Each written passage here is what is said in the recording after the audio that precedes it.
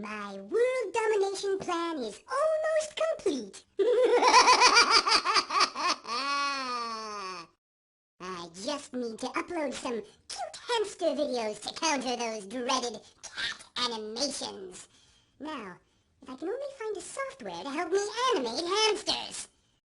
إلى حدودنا البحرية وفقا لمرسوم مارس 2018 الذي كان مجمدا.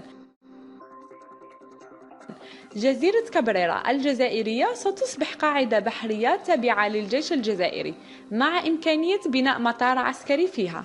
وقد قامت الجزائر منذ أيام بخطوة عملية تتمثل في تمديد حدودها البحرية ب70 ميلا بحريا في المياه الدولية لتصبح سردينيا على مرمى حجر من الحدود الجزائرية، الأمر الذي دفع بعض النواب في البرلمان الإيطالي إلى المطالبة برفع شكوى لدى الأمم المتحدة ضد الجزائر لكونها اتخذت القرار بصفة أحادية، غير أن الجزائر تعتبره قرارا سياديا ويجب أن يتم بصفة أحادية مثل ما فعلت إسبانيا وإيطاليا منذ سنوات حين قامتا بتمديد حدودهما في المياه الدولية بقرارات أحادية أيضا. وفي السياق نفسه سيضطر مسؤولون إيطاليون إلى زيارة الجزائر خلال مارس أو أبريل لدراسة الملف. كذلك الأمر بالنسبة لإسبانيا حيث أبدت تخوفها من التمدد البحري الجزائري.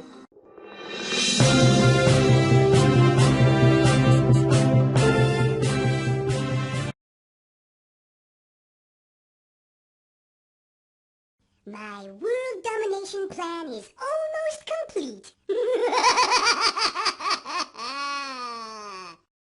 I just need to upload some cute hamster videos to counter those dreaded cat animations. Now, if I can only find a software to help me animate hamsters.